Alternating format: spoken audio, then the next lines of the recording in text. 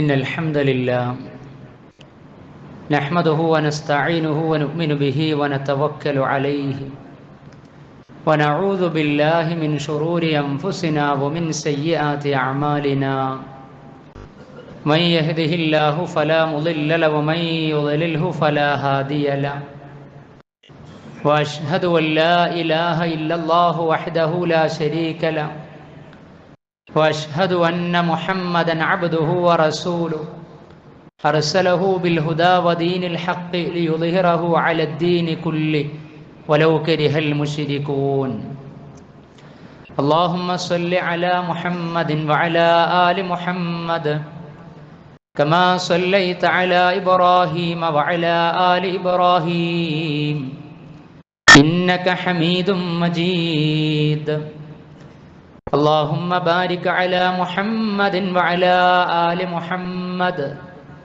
كما باركت على إبراهيم وعلى آل إبراهيم إنك حميد مجيد أما بعد فإن خير الكلام كلام الله وخير السنن سنن محمد صلى الله عليه وسلم وشر الأمور محدثاتها وكل محدثة بدعة وكل بدعة ضلالة وكل ضلالة في النار يا أيها الذين آمنوا اتقوا الله حق تقاته ولا تموتن إلا وأنتم مسلمون أعوذ بالله من الشيطان الرجيم بسم الله الرحمن الرحيم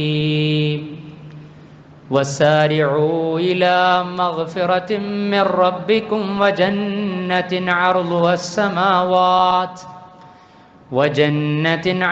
السماوات والأرض أعدت للمتقين اللهم رب اشرح لي صدري ويسر لي أمري واحلل عقدة من لساني يفقه قولي إن أريد إلا الإصلاح ما استطعت وما توفيقي إلا بالله عليه توكلت وإليه أنيب. സ്നേഹം നിറഞ്ഞ സഹോദരി സഹോദരന്മാരെ, സത്യവിശ്വാസി വിശ്വാസിനികളെ, സർവശക്തനും ദയാപരനുമായ പടച്ച റബ്ബിൻ്റെ വിധിവിലക്കുകൾ ജീവിതത്തിൻ്റെ എല്ലാ സമയ സന്ദർഭങ്ങളിലും പാലിച്ചുകൊണ്ട് പരിശുദ്ധി കൈവരിക്കുന്ന സത്യവിശ്വാസി സമൂഹത്തിൽ ഉൾപ്പെടണമേ എന്ന് എന്നെയും നിങ്ങളെയും ആമുഖമായി ഉണർത്തുകയാണ്. തഖ്വ കൊണ്ട് വസിയത്ത് ചെയ്യുകയാണ്. അള്ളാഹുവിൻ്റെ റിള നശ്വരമായ ഐഹിക ജീവിതത്തിലൂടെ നേടിയെടുത്ത് പരലോകമോക്ഷം കൈവരിക്കാൻ മഹാഭാഗ്യം ലഭിക്കുന്നവരിൽ അവൻ നമ്മെ ഉൾപ്പെടുത്തി അനുഗ്രഹിക്കുമാറാകട്ടെ. കഴിഞ്ഞ ഖുതുബയിൽ സദാചാര ലൈംഗിക വിശുദ്ധിയുമായി ബന്ധപ്പെട്ട വിഷയത്തിൽ, അതല്ലെങ്കിൽ ഏത് തിന്മയും സമൂഹത്തിൽ നിന്ന് വിഭാടനം ചെയ്യപ്പെടണമെങ്കിൽ മനുഷ്യ മനസ്സ് ആത്മീയമായ പരിവർത്തനത്തിന് വിധേയമാകണം. ആത്മീയതയുടെ അകംപൊരുളിൽ വിശുദ്ധിയുടെ രണ്ട് പ്രധാന വഴികളിൽ അല്ലാഹു സുബ്ഹാനഹു വ തആലയിലുള്ള വിശ്വാസം അഥവാ റബ്ബിനെ അറിയുക, ദിക്റുള്ള ദൈവീക ചിന്തയുണ്ടാകുക, അതുപോലെ തന്നെ പരലോക ബോധം, ആഖിറത്തിൽ എല്ലാം വിചാരണയ്ക്ക് വിധേയമാകാനുണ്ട് എന്ന വിശ്വാസവും മനുഷ്യർക്കിടക്ക് വിശുദ്ധിയുള്ള, നന്മയുള്ള, സദാചാര ബോധമുള്ള, സംസ്കാരമുള്ള ഒരു ജീവിതത്തിന് അവസരമൊരുക്കും. പ്രവാചക പ്രിയതമ ആയിഷ റളിയല്ലാഹു അൻഹ അവർ നിവേദനം ചെയ്യുന്ന ഹദീസിൽ അവർ പറയുകയാണ്, അല്പം സുദീർഘമായ ഹദീസിൽ, പ്രവാചകൻ സല്ലല്ലാഹു അലൈഹി വസല്ലമ എങ്ങാനും ഞങ്ങളോട് അഥവാ അറേബ്യൻ സമൂഹത്തോട് ആദ്യമേ ഹലാലിനെ കുറിച്ചും ഹറാമിനെ കുറിച്ചുമാണ് സംസാരിക്കുന്നത് എങ്കിൽ നസലൽ ഹലാല വൽ ഹറാമ, ഹറാമിൻ്റെയും ഹലാലിൻ്റെയും വിശകലനങ്ങളെക്കുറിച്ചാണ് ആദ്യമായ ആയത്തുകൾ അവതരിക്കപ്പെടുന്നത് എങ്കിൽ ലാ തശ്റബുൽ ഖംറ, നിങ്ങൾ കള്ള് കുടിക്കരുത്, മദ്യപിക്കരുത് എന്നാണ് ആദ്യം പറയുന്നു. ലഖാലു, എന്നാൽ അവർ പറയുമായിരുന്നു ലാ നദഉൽ ഖംറ അബദ, ഒരിക്കലും ഞങ്ങൾക്ക് മദ്യപാനം ഉപേക്ഷിക്കാൻ സാധിക്കുകയില്ല.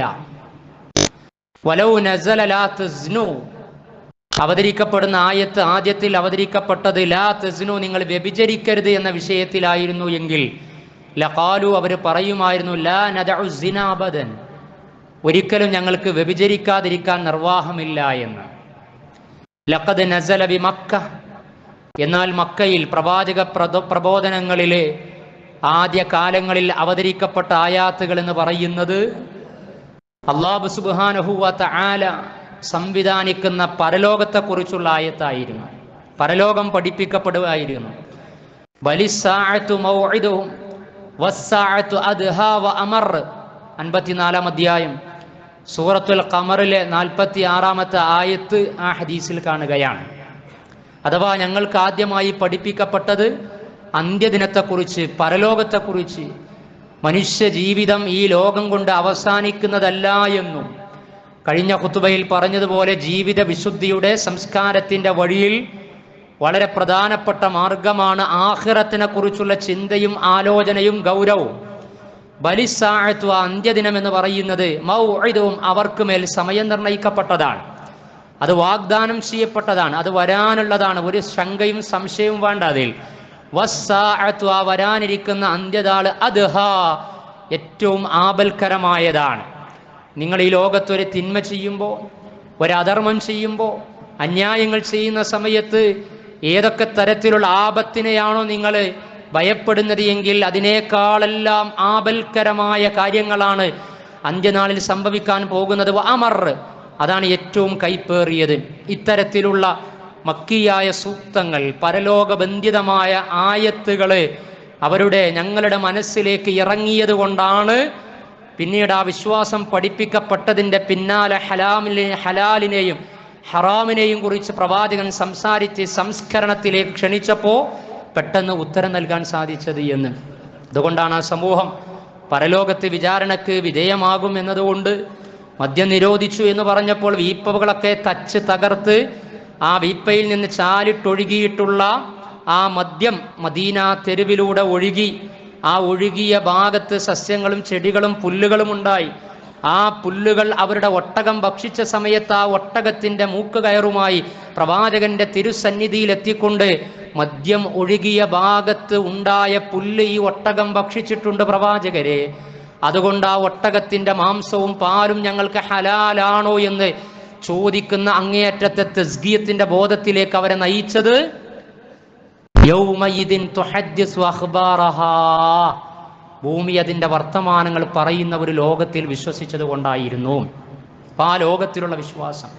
അതുപോലെ തന്നെ വഹുവ മഅക്കും ഐനമാ കുൻതും, നിങ്ങൾ എവിടെയായിരുന്നാലും അള്ളാഹു നിങ്ങളുടെ കൂടെയുണ്ട് എന്ന ബോധ്യം ആ സമൂഹത്തെ എത്രമേലാണ് പരിവർത്തിപ്പിച്ചത്.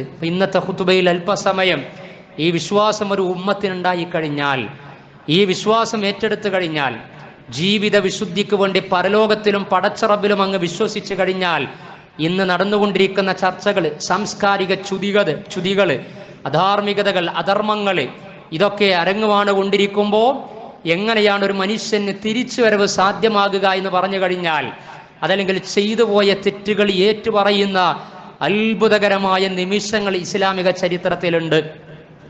പ്രവാചകൻ സല്ലല്ലാഹു അലൈഹി വസല്ലമയുടെ കാലത്ത് 2 സംഭവങ്ങൾ. അതിലൊരു സംഭവം മാഇസ് ഇബ്നു മാലിക് അൽ അസ്ലമി, നമ്മൾ പലപ്പോഴും കേട്ടതാണ്. എന്നാൽ ഇപ്പോൾ നടന്നുകൊണ്ടിരിക്കുന്ന വിഷയവുമായി ബന്ധപ്പെടുത്തി നമ്മൾ ആലോചിക്കുമ്പോൾ മാഇസിന്റെ ചരിത്രത്തിൽ വലിയ പാഠമുണ്ട്. മാഇസ് ഇബ്നു മാലിക് അൽ അസ്ലമി ഗോത്രക്കാരനായ മാഇസ് റളിയല്ലാഹു അൻഹു പ്രവാചകൻ സല്ലല്ലാഹു അലൈഹി വസല്ലമയുടെ അടുത്തേക്ക് വരികയാണ്.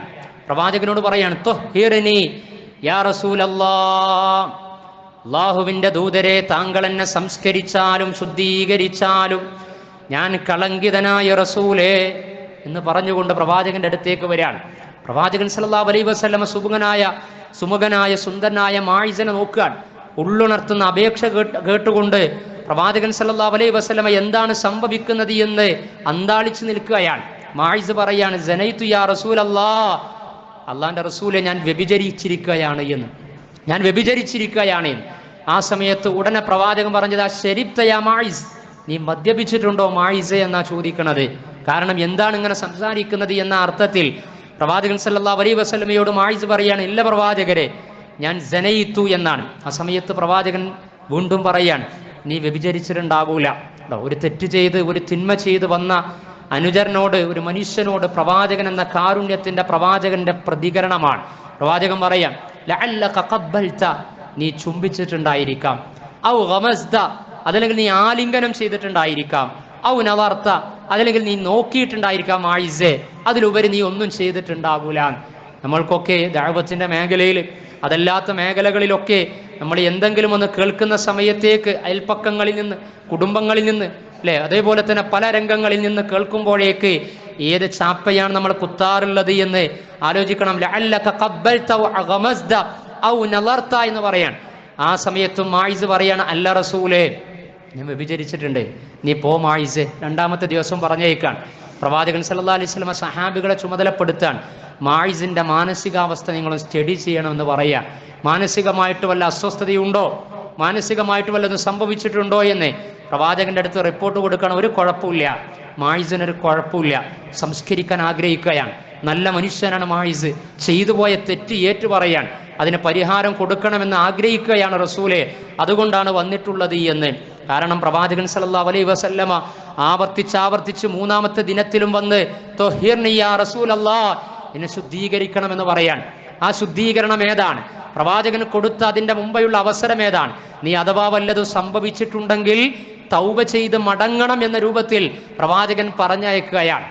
പക്ഷേ മായിസ് ആലോചിക്കുന്നത്, ഞാൻ ഈ ചെയ്ത തെറ്റിന് തൗബ ചെയ്തു കഴിഞ്ഞാൽ, ആ തൗബ എങ്ങാനും പടച്ച റബ്ബ് സ്വീകരിക്കാതിരുന്നാൽ എൻ്റെ പരലോകത്തിൻ്റെ അവസ്ഥ എന്തായിരിക്കുമെന്ന് ആലോചിച്ച് വിവാഹിതനായ മായിസ് വ്യഭിചരിച്ചതിൻ്റെ പേരിൽ പ്രവാചകൻ സല്ലല്ലാഹു അലൈഹി വസല്ലമയുടെ അടുക്കൽ വന്നുകൊണ്ട് ശിക്ഷ ഏറ്റുവാങ്ങാൻ തയ്യാറാകുക. എന്നിൽ റജ്മ്, എന്നെ എറിഞ്ഞു കൊല്ലണം എന്ന് പറയാൻ. അതാണ് വിവാഹിതനായവൻ വ്യഭിചരിച്ചു കഴിഞ്ഞാൽ എറിഞ്ഞു കൊല്ലുക എന്നതാണ്. വിവാഹിതനല്ലെങ്കിൽ 100 അടി അടിക്കുക എന്നതാണ്. ഇതാണ് ഇസ്ലാമിന്റെ ക്രിമിനൽ ലോ എന്ന് പറയുന്നത്. അത് എന്നിൽ നടപ്പിലാക്കണം.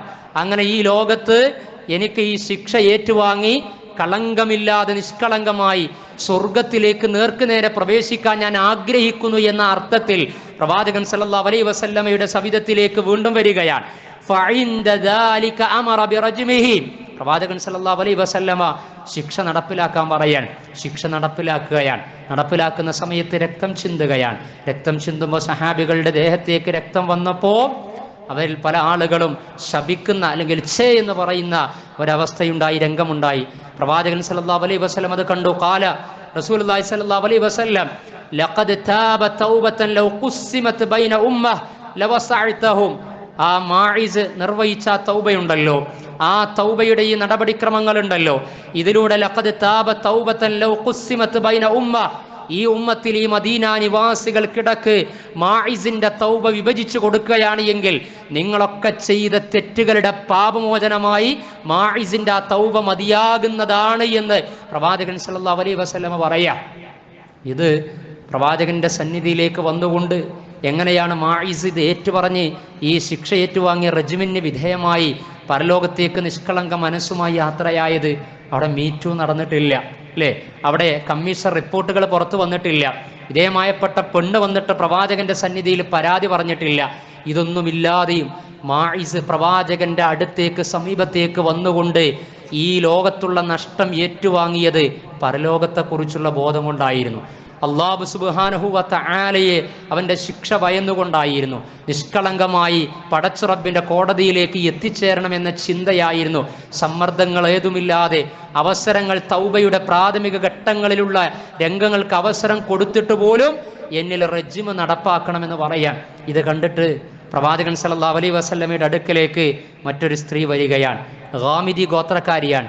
ഫജാഅത്തൽ ഗാമിദിയ ഫഖാലത്ത് യാ റസൂലല്ലാഹ്. ആ പെണ്ണ് പ്രവാചകനോട് പറയാൻ, ഇന്നി സനൈതു ഫതഹിർനി, പ്രവാചകരെ ഞാൻ വ്യഭിചരിച്ചിട്ടുണ്ട്, ഫതഹിർനി, എന്നെ ശുദ്ധീകരിക്കണം. വഅന്നഹു റദ്ദഹ, ആ സമയത്ത് പ്രവാചകൻ പോകാൻ പറഞ്ഞു, മടങ്ങാൻ പറഞ്ഞു, പിന്നീട് വരാൻ പറഞ്ഞു. അതാണ് പ്രവാചകൻ സല്ലല്ലാഹു അലൈഹി വസല്ലമയുടെ ഗുണകാംക്ഷ നിർഭരമായ ദഅവത്ത്, പുനർവിചിന്തനം നടത്തണമെന്ന അർത്ഥത്തിൽ. ഫലമ്മ കാനൽ ഗദ്, പിറ്റേ ദിവസമായി. ഖാലത്ത് യാ റസൂലല്ലാഹ് ലിമ തറുദ്ദുനി, എന്താണ് പ്രവാചകരെ താങ്കൾ എന്നെ മടക്കി പറഞ്ഞയക്കുന്നത്? ലഅല്ലക അൻ തറുദ്ദുനി കമാ റദത്ത മായിസൻ, മാഇസിനെ മടക്കി അയച്ച അവസരം കൊടുത്തതുപോലെ താങ്കൾ എനിക്ക് അവസരം നൽകുകയാണോ എന്ന് ആ പെണ്ണിന്റെ ഈമാൻ ഒന്ന് ആലോചിച്ചു നോക്കണം. ഫവല്ലാഹി ഇന്നി ലഹുബുലാ, പ്രവാചകരെ ഞാൻ ഗർഭിണിയാണ് എന്ന്, വ്യഭിചരിച്ചതിന്റെ പേരിൽ ഗർഭമുണ്ട് എനിക്ക് എന്ന്, എനിക്ക് ഇനി ഒരു അവസരത്തിന്റെ ആവശ്യമില്ല. ത്വഹിർനി, റസൂലെ താങ്കൾ എന്നെ ശുദ്ധീകരിക്കണം, എന്നിൽ റജ്മ് നടപ്പിലാക്കണം, ശിക്ഷ നടപ്പിലാക്കണം, പരലോകത്തെ ഭയപ്പെടുകയാണ്. ഈ രൂപത്തിലാണ് പ്രവാചകന്റെ സന്നിധിയിൽ വന്നുകൊണ്ട് ആവശ്യപ്പെടുന്നത്. അമ്മാല, സമയമായിട്ടില്ല എന്ന് പറയാ പ്രവാചകൻ. ഫദ്ഹബി ഹത്താ തലിദി, എങ്കിൽ നീ ഗർഭിണിയാണ് എങ്കിൽ പ്രസവിക്കുന്നത് വരെ, പ്രസവിച്ചതിന് ശേഷം വരണമെന്ന് പറയാൻ ആലോചിക്കണം. എങ്ങനെങ്കിലും അവസരം കൊടുക്കുക. അവരുടെ മനസ്സിന്, മനസ്സംസ്കരണത്തിന് നിങ്ങൾ റബ്ബുമായി ഏറ്റു പറഞ്ഞു കഴിഞ്ഞാൽ തന്നെ തൗബയുടെ വഴിയുണ്ട്. ശിക്ഷ ഏറ്റുവാങ്ങേണ്ട ആവശ്യമില്ല. പ്രവാചകൻ സല്ലല്ലാഹു അലൈഹി വസല്ലമ അവസരം കൊടുക്കുകയാണ്. പ്രസവിക്കപ്പെട്ടതിന് ശേഷം കുഞ്ഞുമായി കടന്നു വന്നപ്പോൾ വീണ്ടും പ്രവാചകൻ പറയാൻ, ആ കുഞ്ഞിന്റെ അവകാശമാണ് മുലയൂട്ടുക, മുല ലഭിക്കുക, പാല് ലഭിക്കുക എന്ന് പറയുന്നത്. അതുകൊണ്ട് മുലയൂട്ടൽ കഴിഞ്ഞതിന് ശേഷം വന്നാൽ മതി എന്ന് പറഞ്ഞ് വീണ്ടും പറഞ്ഞയക്കുകയാണ്. അങ്ങനെ പോയി വീണ്ടും തിരിച്ചു വരിക. ഫലമ്മാ വലദത് അത്തത്, പിന്നെ കാലം കഴിഞ്ഞ് ബിസ്സബി ഫിയദിഹി കസ്റത്തു ഖുബ്സിൻ, കുഞ്ഞിന്റെ കയ്യിൽ ഒരു റൊട്ടിയുടെ കഷ്ണവുമായിട്ട് ഗാമിദിയ ഗോത്രക്കാരിയായ സഹോദരി പ്രവാചകന്റെ സന്നിധിയിലെത്തുകയാണ്. എന്താണ് അതിലൂടെ പ്രവാചകന് കാണിച്ചു കൊടുക്കുന്നത്? ഇതാ മുലകുടി അവസാനിച്ചിട്ടുണ്ട്, ഭക്ഷണം കഴിക്കുന്ന പ്രായത്തിലെത്തിയിട്ടുണ്ട്, താങ്കൾ എന്നെ ശുദ്ധീകരിക്കണം, ശിക്ഷ നടപ്പിലാക്കണം. വഖദ് അകല തുആമ, അവൻ ഭക്ഷണം കഴിക്കാനായിട്ടുണ്ട്.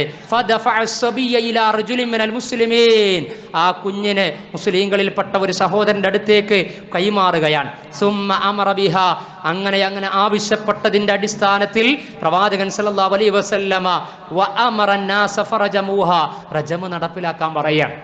ഇതെല്ലാം നിർവാഹമില്ല. കാരണം ചെയ്തു പോയതിന്, ആ തിന്മ ചെയ്തവർ അത് ആഗ്രഹിക്കുകയാണ്. അവസരം കൊടുത്തിട്ടും അത് തന്നെ മതി എന്ന് പറയാൻ. കാരണം ഈ നശ്വരമായ ലോകമല്ല, അനശ്വരമായ ലോകാണ്. അതാണ് ആമുഖമായി ഓതി വെച്ചത്. അവരൊക്കെ അതിൻ്റെ പിന്നിൽ ആഗ്രഹിച്ചത് എന്തുകൊണ്ട് എന്ന് ചോദിച്ചു കഴിഞ്ഞാൽ, വിശുദ്ധ ഖുർആനിലെ 3-ാം അധ്യായം സൂറത്ത് ആൽ ഇംറാനിൽ വസാരിഉ ഇലാ മഗ്ഫിറത്തിൻ മിർ റബ്ബിക്കും വജന്നത്തിൻ അർദുഹ അസ്സമാവാതു വൽ അർദു ഉഇദ്ദത ലിൽ മുത്തഖീൻ, വസാരിഉ, നിങ്ങൾ അതിവേഗത്തിൽ വരണം, ഇലാ മഗ്ഫിറത്തിൻ മിർ റബ്ബിക്കും, നിങ്ങളുടെ രക്ഷിതാവിന്റെ അടുക്കൽ നിന്നുള്ള പാപമോചനത്തിന് വേണ്ടി, വജന്നത്തിൻ അർദുഹ അസ്സമാവാതു വൽ അർദ്, ആകാശങ്ങളെക്കാളും ഭൂമിയെക്കാളും പ്രവിശാലമായ സ്വർഗത്തിലേക്ക് നിങ്ങൾ മത്സരിച്ച് വരണം, നിഷ്കളങ്ക ഹൃദയവുമായി വരണം. ഉഇദ്ദത ലിൽ മുത്തഖീൻ, സൂക്ഷ്മത പാലിക്കുന്ന, ധർമ്മനിഷ്ഠ പാലിക്കുന്ന ആളുകൾക്ക് തയ്യാറാക്കി വെക്കപ്പെട്ടതാണ് ആ സ്വർഗം എന്നാണ്. ആകാശങ്ങളെക്കാളും ഭൂമിയെക്കാളും വിശാലമായ സ്വർഗം കുതിക്കുകയാണ്. അതുകൊണ്ട് ഈ ലോകത്ത് തങ്ങളുടെ ജീവന്, ജീവിതത്തിന്, ശരീരത്തിന് എത്ര പരിക്ക് പറ്റിയാലും, എങ്ങനെ ജീവൻ നഷ്ടപ്പെട്ടു കഴിഞ്ഞാലും, അങ്ങനെ സ്വാംശീകരിക്കപ്പെടാനുള്ള അതിൻ്റെ ഏറ്റവും സങ്കീർണമായ അവസരം ഉപയോഗപ്പെടുത്തി മഗ്ഫിറത്തിലേക്ക് യാത്ര തിരിക്കുകയാണ്. അങ്ങനെ എറിഞ്ഞ സമയത്ത് ആദ്യ ചരിത്രത്തിൽ ഉണ്ടായതുപോലെ തന്നെ ഫറമാ റഅസഹ, ഖാലിദ് ബിൻ വലീദ് റളിയല്ലാഹു അൻഹു എറിയാൻ, ബിഹജരിൻ ഫറമാ റഅസഹ ഫതൻലഖു ദമ അലാ വജി ഖാലിദ്, ഖാലിദിന്റെ മുഖത്തേക്ക് രക്തം ചിന്തി, ഒരു തുള്ളി രക്തം വന്ന് പതിച്ചു. ഫസബ്ബഹ, വ്യഭിചരിച്ച പെണ്ണ് എന്ന അർത്ഥത്തിൽ ഖാലിദ് ബിൻ വലീദ് റളിയല്ലാഹു അൻഹു ശപിക്കുന്ന വാക്കുകൾ മൊഴിഞ്ഞു. ഫസമിഅ നബി സല്ലല്ലാഹു അലൈഹി വസല്ലം, നബി സല്ലല്ലാഹു അലൈഹി വസല്ലം പറഞ്ഞു, മഹ്ലൻ യാ ഖാലിദ്, ഖാലിദേ നീ സമാധാനപ്പെട്. ഖാലിദേ ഫവല്ലദി നഫ്സി ബിയദിഹി, ഉമർ ബിൻ നേരത്തെ മാഇസിന്റെ ചരിത്രത്തിൽ കൂടിയവരോട് പറഞ്ഞതുപോലെ തന്നെ പ്രവാചകൻ സല്ലല്ലാഹു അലൈഹി വസല്ലം പറയാൻ, ലഖദ് താബത് തൗബതൻ, അവൾ ഒരു തൗബ നേടിയിരിക്കുകയാണ്. ലൗ ഖുസ്സിമത് ബൈന 70 മിൻ അഹ്ലിൽ മദീന, മദീനയിലുള്ള 70 ആളുകൾക്ക് അത് വീതം വെച്ച് കൊടുക്കുകയാണ് എങ്കിൽ വസഅതും, അവർക്ക് ആ തൗബ മതിയാകുന്നതാണ് എന്ന്. ഗാമിദി ഗോത്രക്കാരി ഈ ശിക്ഷ ഏറ്റുവാങ്ങിയതിലൂടെ എത്രത്തോളം തൗബയിലേക്കാണ് എത്തിയത്. നിങ്ങളിൽ 70 ആളുകൾ തെറ്റ് ചെയ്ത് ആ തെറ്റുകൾ പൊറുപ്പിക്കപ്പെട്ട് സ്വർഗം ആഗ്രഹിക്കുന്നു എങ്കിൽ ആ 70 ആളുകളുടെയും പാപങ്ങൾക്ക് പരിഹാരമാകാൻ പാകത്തിലാണ് അവരുടെ തൗബ എത്തിച്ചേർന്നിട്ടുള്ളത് എന്ന് പറയാം. എന്നിട്ട് പ്രവാചകൻ സല്ലല്ലാഹു അലൈഹി വസല്ലമ മയ്യത്ത് നമസ്കരിച്ചു. മയ്യത്ത് നമസ്കരിച്ച സമയത്ത് ഉമർ റളിയല്ലാഹു അൻഹു ചോദിച്ചു. അവിടെയും ഉമർ റളിയല്ലാഹു അൻഹുവിനോടും, താങ്കൾ ഈ റജമ് നടത്തിയവർക്ക് വേണ്ടി മയ്യത്ത് നമസ്കരിക്കുകയാണോ എന്ന്. അതോടുകൂടി അവൾ വിശുദ്ധയായി എന്നാണ്, സംസ്കരിക്കപ്പെട്ടു എന്നാണ്, അവളുടെ തൗബ ഇത്രത്തോളമാണ് എന്ന് ഉമർ റളിയല്ലാഹു അൻഹുവിനോടും പ്രവാചകൻ സല്ലല്ലാഹു അലൈഹി വസല്ലമ അറിയിക്കുകയാണ്. ഞാൻ ഈ പറയുന്നത് ഈ ചരിത്രങ്ങളിൽ എന്തുകൊണ്ടാണ് അവർ ഇതിന് വിധേയപ്പെട്ടത് എന്ന് ചോദിച്ചാൽ പരലോകത്തെക്കുറിച്ച് ആലോചിച്ചുകൊണ്ടാണ്. ആരും അറിഞ്ഞിട്ടില്ല. രഹസ്യമായിട്ട് സൂക്ഷിക്കാൻ കഴിയും, കൈകാര്യം ചെയ്യാൻ കഴിയും. എന്നിട്ടും പരസ്യമായി ശിക്ഷ ഏറ്റുവാങ്ങിയത് അല്ലാഹു സുബ്ഹാനഹു വ തആലയുടെ കോടതിയിൽ രക്ഷപ്പെടണം എന്ന അങ്ങേയറ്റത്തെ ആഗ്രഹം കൊണ്ടും പരലോകത്തെക്കുറിച്ചുള്ള ഭയപ്പാട് കൊണ്ടുമാണ്. അത് ഈ അവസരത്തിൽ ഇന്ന് നടന്നുകൊണ്ടിരിക്കുന്ന കാര്യങ്ങളിൽ നമുക്കറിയാം, ഈ ദൈവീക ചിന്തയും അള്ളാഹിനെക്കുറിച്ചുള്ള ഓർമ്മയും പരലോക ചിന്തയുമൊന്നും എല്ലാവർക്കും ഉണ്ടാകൂല. അതുകൊണ്ട് ഈ അധർമ്മങ്ങൾ അനുസ്യൂതം തുടർന്നുകൊണ്ടിരിക്കും. ഇത് വ്യഭിചാരത്തിനപ്പുറം ബലാത്കാരങ്ങളിലേക്കെത്തും.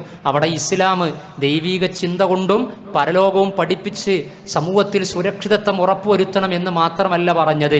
അവിടെ എന്തുണ്ടാകണം? ഇന്നത്തെ പത്രം എടുത്ത് പരിശോധിച്ചപ്പോഴും UP-യിൽ ഇപ്പൊ കൽക്കത്ത മെഡിക്കൽ കോളേജിൽ നിഷ്ഠൂരമായ ബലാത്സംഗ കൊലപാതകത്തിന് ശേഷവും ഒരുപാട് റിപ്പോർട്ടുകൾ വന്നു. ഇന്നത്തെ റിപ്പോർട്ടിലുണ്ട് UP-യിൽ ആംബുലൻസിൽ പോകുന്ന ഭർത്താവുമായി ആംബുലൻസിൽ പോകാൻ ആ സഹോദരിയെ മുന്നിലേക്ക് വിളിച്ചു വരുത്തി ലൈംഗികമായ അതിക്രമം നടത്തി. അതിനിടയ്ക്ക് ഭർത്താവിൻ്റെ ഓക്സിജന്റെ വയറ് വേർപെട്ടുപോയി, ഭർത്താവ് മരണപ്പെടുന്ന രംഗമുണ്ടായി. ആലോചിച്ച് നോക്കൂ, ഇതൊക്കെ നടന്നിട്ടും വീണ്ടും വീണ്ടും ഇത്തരത്തിലുള്ള തിന്മകൾ നടന്നുകൊണ്ടിരിക്കുമ്പോൾ എല്ലാ ആളുകളും ഈ പരലോക ചിന്തയിലേക്ക്, ദൈവിക ചിന്തയിലേക്ക് വന്ന് മനസ്സാ വാചാ കർമ്മണ സംസ്കരിക്കപ്പെടുന്നവരായി, സ്ത്രീകൾ ആദരിക്കപ്പെടുന്നവരായി മാറുകയില്ല.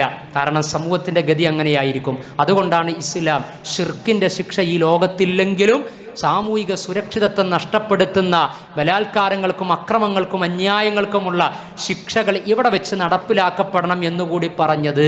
അത് നടപ്പിലാക്കപ്പെട്ടെങ്കിലേ ഈ വിഷയങ്ങൾക്ക് അറുതി ഉണ്ടാവുകയുള്ളൂ. ഇത്തരത്തിലുള്ള പീഡകർക്ക് ന്യായമായ ശിക്ഷകൾ ലഭിക്കണം. 24 മണിക്കൂറിൽ നമ്മുടെ രാജ്യത്ത് 10 ബലാത്സംഗങ്ങൾ റിപ്പോർട്ട് ചെയ്യപ്പെടുകയാണ്. സ്ത്രീധനത്തിന്റെ പേരിൽ 24 മണിക്കൂറിൽ 3 സ്ത്രീകൾ കൊല്ലപ്പെടുകയാണ്. ഇങ്ങനെ ഒരുപാട് കണക്കുകൾ.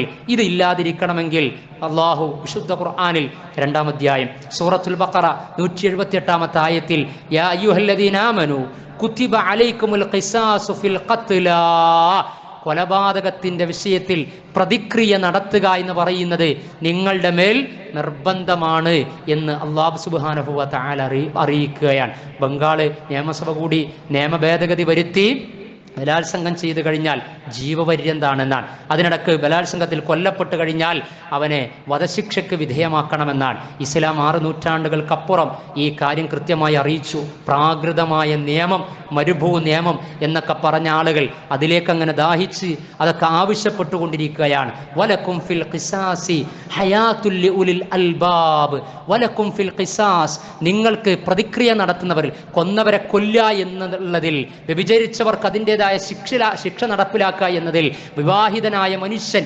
വ്യഭിചരിച്ചു കഴിഞ്ഞാൽ പൊതുമധ്യത്തിൽ വെച്ച് എറിഞ്ഞു കൊന്നു കഴിഞ്ഞാൽ 1 or 2 ശിക്ഷ നടപ്പിലാക്കിയാൽ തന്നെ പിന്നെ കുടുംബങ്ങളിൽ, അതേപോലെ തന്നെ സമൂഹത്തിൽ അഹിതമായ വീഴ്ചകളും വ്യഭിചാരങ്ങളും പിന്നെ വ്യാപിക്കുകയില്ല. അതിക്രമങ്ങളിലേക്ക് പോയി കൊലപാതകത്തിലേക്ക് എത്തിച്ചേർന്ന് കഴിഞ്ഞാൽ, കൊന്നവനെ കൊന്നു കഴിഞ്ഞാൽ പിന്നെ അത്തരത്തിലുള്ള നരഹത്യകളും അത്തരത്തിലുള്ള തിന്മകളും അക്രമങ്ങളും ഉണ്ടാവുകയില്ല. അതുകൊണ്ടാണ് അല്ലാഹ് പറഞ്ഞത് വലക്കും ഫിൽ ഖിസാസി ഹയാത്തുൻ, പ്രതിക്രിയ നടത്തുന്നതിൽ നിങ്ങൾക്ക് ജീവിതമുണ്ട് എന്നാണ്. അത്തരത്തിലുള്ള അധർമ്മകാരികളെ അവരിൽ ശിക്ഷ നടപ്പിലാക്കി കഴിഞ്ഞാൽ സമാധാനത്തോടുകൂടി ജീവിക്കാൻ ആഗ്രഹിക്കുന്ന ആളുകൾക്ക് സ്വസ്ഥമായി ജീവിക്കാനും കഴിയുമെന്നാണ്. ഇങ്ങനെ 3 തലങ്ങളിൽ, ഒന്ന് അള്ളാഹിനെ കുറിച്ചുള്ള ഓർമ്മ, അതേപോലെ തന്നെ പരലോകവുമായി ബന്ധപ്പെട്ടുള്ള വിശ്വാസം, അതുപോലെ തന്നെ അതൊക്കെ ഉണ്ടായിക്കഴിഞ്ഞാലും വീണ്ടും അതിലേക്ക് കടന്നു വരാത്ത ആളുകളെ എങ്ങനെയാണ് ആത്മീയത കൈകാര്യം ചെയ്യുന്നതെന്ന് ചോദിച്ചു കഴിഞ്ഞാൽ ക്രിമിനൽ പ്രശ്നങ്ങൾക്ക് ഈ ലോകത്ത് തന്നെ മാതൃകാപരമായ ശിക്ഷയും ലഭിക്കണമെന്ന ഇസ്ലാമിക ദർശനത്തിന്റെ ആവശ്യകത, ഇസ്ലാമിക ദർശനത്തിന്റെ നിയമവിധിവിലക്കുകൾ തീർച്ചയായിട്ടും ഒരു സാമൂഹ്യ സ്വാസ്ഥ്യത്തിലേക്ക് വഴിതെളിയിക്കുന്നു എന്നത് ചിന്തിക്കുന്ന ആളുകൾക്ക് ദൃഷ്ടാന്തം കണക്കെ മനസ്സിലാക്കുവാൻ കഴിയും. അല്ലാഹു സുബ്ഹാനഹു വ തആല അവന്റെ വിധിവിലക്കുകൾ മാനിച്ച് പാലിച്ച് വിശുദ്ധരായി വിവേകികളായി ജീവിക്കുന്ന വിശ്വാസികളിൽ അവൻ നമ്മെ ഉൾപ്പെടുത്തി അനുഗ്രഹിക്കുമാറാകട്ടെ.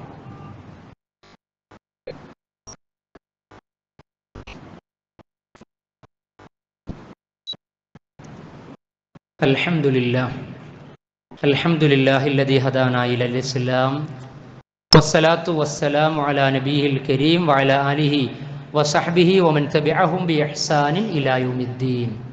സ്നേഹം നിറഞ്ഞ സഹോദരി സഹോദരന്മാരെ, വിശ്വാസിനികളെ, ഹിജറ വർഷത്തിലെ 3-ാമത്തെ മാസം റബീഉൽ അവ്വൽ നമ്മിലേക്ക് സമാഗതമായിരിക്കുകയാണ്. 1446 ഹിജറ വർഷത്തിലെ 3-ാമത്തെ മാസമാണിത്.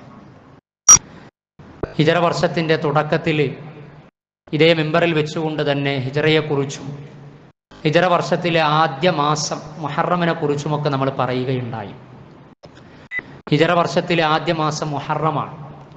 അതല്ലെങ്കിൽ ഹിജറ വർഷത്തിലെ 12 മാസങ്ങളിൽ ഏത് മാസം എടുത്ത് പരിശോധിച്ചു കഴിഞ്ഞാലും ആ മാസങ്ങൾക്ക് പ്രത്യേകമായ പ്രാധാന്യം, ഓരോ മാസങ്ങളിലും പ്രത്യേകമായി നിർവഹിക്കേണ്ട വല്ല കർമ്മങ്ങൾ, ദിക്ർ, ദുആകൾ, അനുഷ്ഠാന മുറകൾ, നമസ്കാരങ്ങൾ, അതേപോലെ തന്നെ ഹജ്ജ്, നോമ്പ്, ഇങ്ങനെ തുടങ്ങിയിട്ടുള്ള പ്രത്യേക കർമ്മങ്ങളുണ്ടെങ്കിൽ ഹദീസുകളിൽ, ആയാത്തുകളിൽ, ഫിഖ്ഹ് ഗ്രന്ഥങ്ങളിൽ കാണുവാൻ കഴിയും. അതുകൊണ്ടാണ് ഹിജറ വർഷത്തിലെ 1-ാമത്തെ മാസം മുഹറമിനെ കുറിച്ച് സംസാരിച്ചപ്പോൾ നമ്മൾ പറഞ്ഞത് ഒമിൻഹ അർബഅത്തുൻ ഹുറം, 12 മാസങ്ങളിൽ 4 മാസം പവിത്രമാണ് എന്ന്. ദുൽഖഅദ, ദുൽഹിജ്ജ, മുഹറം, റജബ്, 4 മാസങ്ങൾ പവിത്രമാണ് എന്ന്. അതേപോലെ തന്നെ മുഹറം മാസത്തിൽ പിന്നെ വിശ്വാസി സമൂഹത്തിന് പ്രവാചകൻ സല്ലല്ലാഹു അലൈഹി വസല്ലമയെ സ്നേഹിക്കുന്നവർക്ക്, പ്രവാചകൻ സല്ലല്ലാഹു അലൈഹി വസല്ലമയുടെ ചര്യകൾ അടുത്തറിഞ്ഞ് അനുഷ്ഠാന മുറകൾ നിർവഹിക്കാൻ ആഗ്രഹിക്കുന്ന ആളുകൾക്ക് മുഹറം മാസത്തിൽ പ്രത്യേകിച്ച് എന്തെങ്കിലും നിർവഹിക്കാനുണ്ടോ? ഹദീസ് ഗ്രന്ഥങ്ങൾ നോക്കുമ്പോൾ അതുമായി ബന്ധപ്പെട്ടുകൊണ്ട് നമുക്ക് ലഭിക്കുന്നത് ഈ മിമ്പർ വിളിച്ച് നമ്മൾ പങ്കുവെക്കുകയുണ്ടായി. ഉണ്ട്. മുഹറം 9ഉം 10ഉം താസ്വാ, ആഷൂറ നോമ്പാണ്. മൂസാ നബി അലൈഹി സ്വലാത്തു വസ്സലാമയെ അള്ളാഹു ഫിർഔനിൽ നിന്ന് രക്ഷപ്പെടുത്തിയതിൻ്റെ പേരിൽ ജൂതന്മാർ നോമ്പ് നോറ്റു. പ്രവാചകൻ മദീനയിലെത്തിയപ്പോൾ ഈ രംഗം കണ്ടു. പ്രവാചകൻ അവരോട് പറഞ്ഞു, നിങ്ങളെക്കാളും ആദർശപരമായി മൂസാ നബിയോട് അടുത്ത് നിൽക്കുന്നത് ഞങ്ങളാണ്, അതുകൊണ്ട് ഞങ്ങൾ ഈ നോമ്പ് അനുഷ്ഠിക്കും. നിങ്ങളിൽ നിന്ന് വ്യതിരിക്തമായി തീരാൻ ഞാൻ ജീവിച്ചിരിക്കുകയാണെങ്കിൽ അടുത്ത വർഷം 9-നും മുഹറം 9-നും നോമ്പ് നോൽക്കുമെന്ന് പറഞ്ഞു. അപ്പോൾ മുഹറം മാസത്തിൽ 9, 10 സുന്നത്ത് നോമ്പാണ്. പിന്നെ എല്ലാ ഹിജറ വർഷത്തിലെ എല്ലാ മാസത്തിലും അയ്യാമുൽ ബീദ് 13, 14, 15 അതിൻ്റെ പകുതിയിൽ 3 നോമ്പെടുക്കാവുന്നതാണ്. തിങ്കളാഴ്ചയും വ്യാഴാഴ്ചയും എല്ലാ മാസവും അറബ് മാസം നോമ്പ് നോൽക്കാവുന്നതാണ്. ഇങ്ങനെ ഓരോ മാസത്തിലും പ്രത്യേകമായി ചെയ്യാനുള്ളതൊക്കെ മതപരമായി നിർവഹിക്കാനുള്ളത് പ്രവാചകൻ പഠിപ്പിച്ചു തന്നിട്ടുണ്ട്. അപ്പോൾ റമദാൻ എത്തുമ്പോൾ നമ്മൾ സംസാരിക്കും. റമദാനിലാണ് ഖുർആൻ അവതരിക്കപ്പെട്ടത്. നമ്മുടെ ഇഷ്ടമനുസരിച്ച് പറയല്ല, ഖുർആനിൽ ആയത്തനുസരിച്ച് പറയും, ഹദീസുകൾ അനുസരിച്ച് പറയും. റമദാനിൻ്റെ പോരിശയെക്കുറിച്ച് സംസാരിക്കും. ഹിജറ വർഷത്തിലെ 12-ാമത്തെ മാസം ദുൽഹജ്ജ് മാസത്തിലെത്തുമ്പോൾ നമ്മൾ പറയും ഇത് ഹജ്ജിൻ്റെ മാസമാണ് എന്ന്. നമ്മുടെ ഇഷ്ടമനുസരിച്ചല്ല, ഹദീസുകൾ അനുസരിച്ച് പറയും. ദുൽഹജ്ജ് 8, 13 കൂടിയ 6 ദിനങ്ങളിലായിട്ടാണ് ഇസ്ലാമിലെ പഞ്ചസ്തംഭങ്ങളിൽ 5-ാമതായ പരിശുദ്ധ ഹജ്ജ് കർമ്മം നിർവഹിക്കേണ്ടത് എന്ന് നമ്മൾ പറയും. ഇങ്ങനെ ഓരോ മാസത്തിലും പ്രത്യേകിച്ച് വല്ലതും ചെയ്യാനുണ്ട് എങ്കിൽ ആയത്തുകളുണ്ടോ നോക്കും, ഹദീസുകളുണ്ടോ നോക്കും, കർമ്മശാസ്ത്ര ഗ്രന്ഥങ്ങൾ അതൊക്കെ പരിശോധിക്കും. അങ്ങനെയെങ്കിൽ ഹിജറ വർഷത്തിലെ 3-ാമത്തെ മാസം റബീഉൽ അവ്വൽ മാസത്തിലേക്ക് പ്രവേശിക്കുമ്പോൾ ഈ പറയും പ്രകാരത്തിൽ പ്രത്യേകിച്ച് മതപരമായി പുണ്യം ലഭിക്കുന്ന എന്തെങ്കിലും ഇസ്ലാമിക ഉമ്മത്തിന് നിർവഹിക്കാനുണ്ടോ എന്ന് ചോദിച്ചു കഴിഞ്ഞാൽ 1-ാമത്തെ പ്രമാണം ഖുർആനാണ്. 6000-ൽ പരം ആയത്തുകൾ, 114 അധ്യായങ്ങൾ, പ്രവാചകൻ സല്ലല്ലാഹു അലൈഹി വസല്ലമക്ക് അവതരിക്കപ്പെട്ട ഗ്രന്ഥം. പ്രവാചകന്റെ പേര് മുഹമ്മദ് എന്ന പേരിൽ പോലും ഒരു അധ്യായമുണ്ട്. ചെറുതും വലുതുമായ പല വിഷയങ്ങളും വിശുദ്ധ ഖുർആൻ ചർച്ച ചെയ്യുന്നുണ്ട്. റബീഉൽ അവ്വൽ മാസത്തെ പവിത്ര മാസമാക്കിയിട്ടുണ്ടോ? ഇല്ല. റബീഉൽ അവ്വൽ മാസത്തിൽ പ്രത്യേകിച്ച് എന്തെങ്കിലും ചെയ്യാൻ പറയുന്നുണ്ടോ? ആയത്തുകളിൽ കാണാൻ സാധ്യമല്ല. പിന്നെ 2-ാമത്തെ പ്രമാണം ഹദീസാണ്. ഹദീസിൽ നിരവധി ഗ്രന്ഥങ്ങൾ, ബുഖാരി, മുസ്ലിം, തിർമിദി, അബൂദാവൂദ്, അതേപോലെ തന്നെ നസായി എന്നൊക്കെ പറഞ്ഞ് ഇസ്ലാമിക ലോകം അംഗീകരിക്കുന്ന ഹദീസ് ഗ്രന്ഥങ്ങൾ. അധ്യായമിട്ട് തിരിച്ച് ഒരു മുസ്ലിമിൻ്റെ രഹസ്യ പരസ്യ ജീവിതത്തിൽ, അനുഷ്ഠാന മുറകളിൽ, വ്യവഹാരങ്ങളിൽ, ഇടപാടുകളിൽ, അതേപോലെ തന്നെ യാത്രകളിൽ, ഇങ്ങനെ ചെറുതും വലുതുമായ സുന്നത്തുകളൊക്കെ അധ്യായമിട്ട് പഠിപ്പിക്കുന്ന ഹദീസ് ഗ്രന്ഥങ്ങൾ ബുഖാരി, മുസ്ലിം ഒക്കെ എടുത്ത് അതിങ്ങനെ നമ്മൾ മറിച്ചു നോക്കുന്ന സമയത്ത് മുഹറമിൽ നിർവഹിക്കേണ്ടത് ഹദീസിൽ കാണാൻ കഴിയുന്നുണ്ട്, ദുൽഹജ്ജിൽ നിർവഹിക്കേണ്ടത് കാണാൻ കഴിയുന്നുണ്ട്, റമദാനിൽ നിർവഹിക്കേണ്ടത് കാണുവാൻ കഴിയുന്നുണ്ട്. റബീഉൽ അവ്വലിൽ ഇസ്ലാമിക സമൂഹം നിർവഹിക്കേണ്ട അനുഷ്ഠാന മുറകൾ എന്ന് പറഞ്ഞ ഒരധ്യായം, ഒരു ഹെഡിങ് ഏതെങ്കിലും ഹദീസ് ഗ്രന്ഥങ്ങളിൽ കാണാൻ കഴിയോ? കാണുവാൻ സാധ്യമല്ല. അപ്പോൾ റബീഉൽ അവ്വലിൽ പ്രത്യേകിച്ചൊരു കർമ്മവും നിർവഹിക്കാനില്ല. തിങ്കളും വ്യാഴം സുന്നത്ത് നോമ്പ് നോൽക്കാം, അയ്യാമുൽ ബീദിന്റെ നോമ്പ് നോൽക്കാം, അതേപോലെ തന്നെ പിന്നെ 5 വക്ത് നിസ്കാരം സാധാരണ മറ്റു മാസങ്ങളിലൊക്കെ നമ്മൾ ചെയ്തുകൊണ്ടിരിക്കുന്ന കാര്യങ്ങളൊക്കെയായിട്ട് നോർമലായിട്ടാണ് റബീഉൽ അവ്വൽ മാസത്തെ ഇസ്ലാമിക പ്രമാണങ്ങൾ പരിചയപ്പെടുത്തുന്നത്. ഇനി കർമ്മശാസ്ത്ര ഗ്രന്ഥങ്ങൾ എടുത്ത് പരിശോധിക്കുക. ഷാഫിഈ മദ്ഹബിൽ അങ്ങനെ അവകാശപ്പെട്ട് രചിക്കപ്പെട്ട ഗ്രന്ഥങ്ങൾ, രണ്ടാം ഷാഫിഈ എന്നറിയപ്പെടുന്ന ഇമാം നബവി റഹ്മത്തുള്ളാഹിയുടെ ഗ്രന്ഥങ്ങൾ, ഷാഫിഈ മദ്ഹബിലെ ടോട്ടൽ ഗ്രന്ഥങ്ങൾ, ഇമാം ഷാഫിഈ റഹ്മത്തുള്ളാഹിയുടെ അൽ ഉമ്മ എന്ന് പറയുന്ന കർമ്മശാസ്ത്ര ഗ്രന്ഥം ഫസ്റ്റ് പേജ് മുതൽ നിങ്ങൾ ലാസ്റ്റ് പേജ് വരെ വായിക്കുക.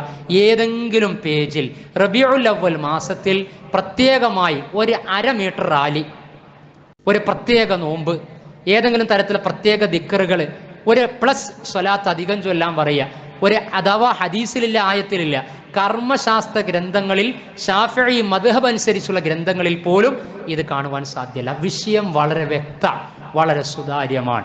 എന്നാൽ പല തെളിവുകളും ഉണ്ട് എന്ന് പറഞ്ഞുകൊണ്ട് ചില അറബി വാചകങ്ങളൊക്കെ ഇപ്പൊ ഈ പുതിയ കാലത്തായി കാണുന്നുണ്ട്.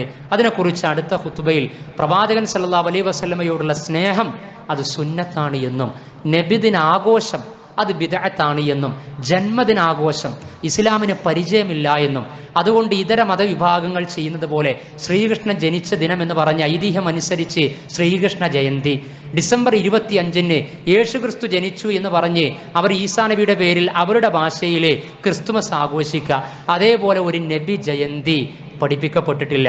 ഹിജറ വർഷത്തിന് ഏത് സംഭവമാണ് കണക്കാക്കേണ്ടത് എന്ന് പിന്നെ അന്വേഷിച്ച് ചർച്ച നടന്ന സമയത്ത് പോലും മക്കയിൽ നിന്ന് മദീനയിലേക്ക് പലായനം ചെയ്ത സംഭവമാണ് ഇസ്ലാമിക സമൂഹം അവിടെ അന്ന് സഹാബികൾ ഒരുമിച്ചുകൂടി ചർച്ചക്കെടുത്ത് അത് മാനദണ്ഡമാക്കി മാറ്റിയത് എന്ന് നമ്മൾ സംസാരിച്ചിട്ടുണ്ട്.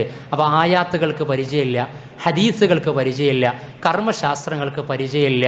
റബീഉൽ അവ്വൽ മാസത്തിൽ ഇന്ന് ഇസ്ലാമിക സമൂഹം പലപ്പോഴും കാട്ടിക്കൂട്ടിക്കൊണ്ടിരിക്കുന്ന പല കാര്യങ്ങളും, അതുകൊണ്ട് അതിനെ നിങ്ങൾ വിമർശന രൂപത്തിൽ കാണുന്നതിന് ബദലായിക്കൊണ്ട് ഗുണകാംക്ഷ നിർഭരമായി ചിന്തിക്കുക. ക്രിസ്തുമസിന് പള്ളികൾ അലങ്കരിക്കുന്നത് പോലെ നമ്മൾ അലങ്കരിക്കാൻ പാടില്ല. ആ രൂപത്തിൽ ഒരു പ്രത്യേകിച്ച് പ്രവാചകൻ മരിച്ച മാസം കൂടിയാണ് റബീഉൽ അവ്വൽ. കൂടുതൽ ഇൻഷാ അല്ലാഹ് അടുത്ത ഖുതുബയിൽ സംസാരിക്കാവുന്നതാണ്. അതുകൊണ്ട് റബീഉൽ അവ്വലുമായി പുതിയ കാലത്ത് പുതിയ സാമൂഹിക ക്രമത്തിൽ പുതിയ ചില പിന്നെ മഹൽ സംവിധാനങ്ങളിലൊക്കെ നടന്നുകൊണ്ടിരിക്കുന്നതുമായി ബന്ധപ്പെടുത്തി സമ്പത്ത് ചെലവഴിച്ച്, സാന്നിധ്യം അറിയിച്ച്, സമയം കൊടുത്ത് അങ്ങനെ പ്രവാചകനെ സ്നേഹിച്ച് സ്വർഗത്തിലേക്ക് കടക്കാമെന്നത് അർത്ഥശൂന്യമായ വ്യാമോഹമാണ്. പ്രവാചകനെ സ്നേഹിക്കുക എന്ന് പറഞ്ഞാൽ അതിന് 12 മാസങ്ങളിലും ആ സ്നേഹം വേണം. ചാനലുകളിലൊക്കെ 24x7 എന്ന് പറയാറുണ്ട്. അതേപോലെ 24 മണിക്കൂറും 7 ദിനങ്ങളിലും രഹസ്യ പരസ്യ വ്യത്യാസമില്ലാതെ ഓരോ ഇഞ്ചിലും ഓരോ സെക്കൻഡിലും ഓരോ ശ്വാസത്തിലും പ്രവാചകനോടുള്ള മഹബ്ബത്ത് അനുഷ്ഠാനമുറയായി, ആദർശ ജീവിതമായി, സംസ്കാര സമ്പന്നമായ മാതൃകകളായി ഇസ്ലാമിക ഉമ്മത്ത് നെഞ്ചേറ്റണം. അതിനൊരു മാസത്തെ കാത്തിരിക്കേണ്ട ആവശ്യമില്ല, ഒരു ദിവസത്തെ കാത്തിരിക്കേണ്ട ആവശ്യമില്ല, ഏതെങ്കിലും പ്രത്യേക മൗലൂദ് സദസ്സുകളെ റാത്തീബുകളെ കാത്തിരിക്കേണ്ട ആവശ്യമില്ലാത്ത വിധത്തിലാണ് പ്രവാചക സ്നേഹം പ്രവാചകൻ പഠിപ്പിച്ചു തന്നത്, സഹാബികൾ ഏറ്റെടുത്തത്. ഉത്തമ നൂറ്റാണ്ടിലെ 300 വർഷ കാലയളവ് താബിഈകളൊക്കെ നിർവഹിച്ചത് ആ രൂപത്തിലാണ്. അതുകൊണ്ട് അതേ അർത്ഥത്തിൽ അതേ രൂപത്തിൽ റബീഉൽ അവ്വലിനെ നമ്മൾ വരവേൽക്കുക. അള്ളാഹുവിൻ്റെ റസൂല് പഠിപ്പിച്ച ചര്യകൾക്കനുസരിച്ച് ജീവിതത്തിൽ മുത്തബിഉ സുന്നകളായി, സുന്നത്തിനെ ഫോളോ ചെയ്യുന്നവരായി മാറുക. അള്ളാഹു നമ്മെ അനുഗ്രഹിക്കുമാറാകട്ടെ. അറിവില്ലായ്മ കൊണ്ട് സംഭവിക്കുന്ന അപാകതകളെ അള്ളാഹു നമുക്ക് പുറത്തു മാപ്പാക്കി തരുമാറാകട്ടെ. ശുദ്ധ ഖുർആനിലൂടെയും പ്രവാചക വചനങ്ങളിലൂടെയും പഠിപ്പിക്കപ്പെട്ട വിശ്വാസ, അനുഷ്ഠാന, ആചാര, ധാർമ്മിക, സദാചാര വിഷയങ്ങളിലൊക്കെ അതേ രൂപത്തിൽ തന്നെ നിലപാട് സ്വീകരിച്ചുകൊണ്ട് പരലോകത്ത് സ്വർഗം നേടിയെടുക്കുന്ന പടച്ചറബിന് ഇഹ്ലോകത്ത് സമ്പൂർണ്ണമായി വിധേയപ്പെടുന്ന മുസ്ലിമീങ്ങളിൽ, മുഅ്മിനീങ്ങളിൽ, മുത്തഖീങ്ങളിൽ അവൻ നമ്മെ ഉൾപ്പെടുത്തി അനുഗ്രഹിക്കുമാറാകട്ടെ. അള്ളാഹുവെ, ഞങ്ങളുടെ എല്ലാ കർമ്മങ്ങൾക്കും നീ നിർണയിച്ചു വെച്ച പ്രതിഫലം നൽകി അവ ഞങ്ങളിൽ നിന്ന് നീ കബൂൾ ചെയ്യണമേ നാഥ. ഞങ്ങളിൽ നിന്ന് മരണപ്പെട്ട ആളുകൾ, ബന്ധുമിത്രാദികൾ മഗ്ഫറത്ത് നൽകണമേ. അസീസ് മാസ്റ്ററുടെ സഹോദരിയുടെ ഭർത്താവ് മരണപ്പെട്ടു, സുബൈർ സാഹിബ്, അള്ളാഹു മഗ്ഫറത്ത് പ്രദാനം ചെയ്യുമാറാകട്ടെ. അതേപോലെ തന്നെ നമ്മുടെ കുടുംബ ബന്ധുക്കളിലും മരണപ്പെട്ടവർ അള്ളാഹു മഗ്ഫറത്ത് നൽകുമാറാകട്ടെ. അള്ളാഹുവെ, അശാന്തിയായി തുടർന്നുകൊണ്ടിരിക്കുന്ന പലസ്തീൻ മണ്ണ്, അവിടെ കൊല്ലപ്പെട്ടവർ 41,000-ഓളം അടുക്കുകയാണ്. അവർക്കെല്ലാം നീ ഷഹാദത്ത് നൽകണമേ, അന്തിമ വിജയം നൽകണമേ. അവരുടെ പൊടിഞ്ഞുകൊണ്ടിരിക്കുന്ന രക്തത്തിന് നീ അറുതി വരുത്തണമേ നാഥ, അതിജീവനം നൽകണമേ നാഥ. അല്ലാഹുമ്മ ഗ്ഫിർ ലിൽ മുഅ്മിനീന വൽ മുഅ്മിനാത്ത് വൽ മുസ്ലിമീന വൽ മുസ്ലിമീൻ